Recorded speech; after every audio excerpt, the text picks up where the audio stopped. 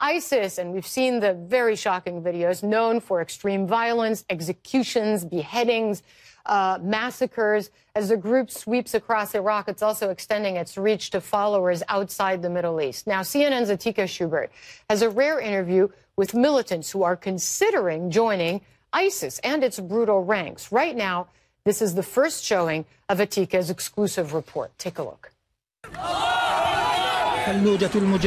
This is the call to jihad as militants from ISIS establish a territorial foothold stretching from Syria to Iraq. And as this propaganda video shows, ISIS hopes it is the beginning of an Islamic caliphate to sweep the region.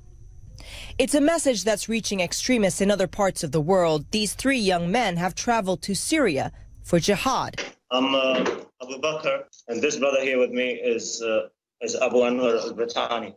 He's a friend of Abu Hurairah. There's another brother here. They agreed to speak to us from Idlib over Skype if we do not show their faces. Abu Anwar is British.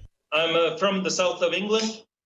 I grew up in a middle-class family, and life was easy back home. I had a job, I had a car. But the thing is, you cannot practice Islam back home. We see around us, all around us, evil, and we can't do anything about it because because we are living by the laws of the kufr.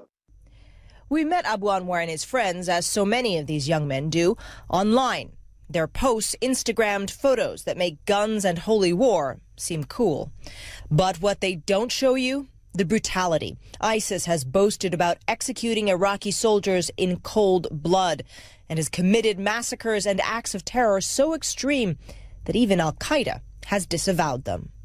I ask Abu Anwar if his family knows what he is doing in Syria. They're not happy with me being here, as you can expect, but I give them a lot of dawah, Islamic propagation, and gradually they see the reality of what they see here. They see the reality, they hear the reality from me, what they don't hear from the BBC. So how many like Abu Anwar are out there? Well, thousands, and from all across Europe. The Sufan Group, a security consulting firm, estimates there are around 700 from France, and in Russia, about 800. Here in the UK, almost 400, not to mention those in Germany and Belgium. These numbers are quite high, but these are only the movements they can track. The actual numbers may be higher. Like Moner Mohammed Abu Salha, a 22-year-old American known as Abu Hurairah al-Amriki.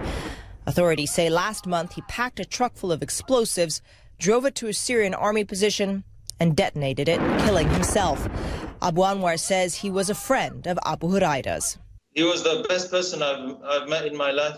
He had the best character. Abu Hurairah believed that this operation would give him the chance to go into the enemy and to kill much of them and be killed in the process. He told me, if I go from this martyrdom operation, don't go back to England. Abu Anwar says he too wants to carry out a suicide attack inspired by his friend, what he calls a martyrdom mission.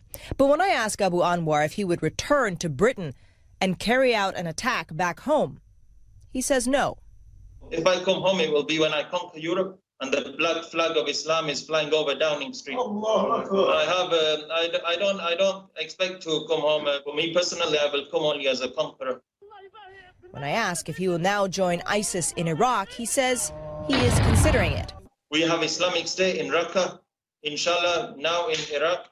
For Abu Anwar and others like him, the call to jihad is too strong to resist.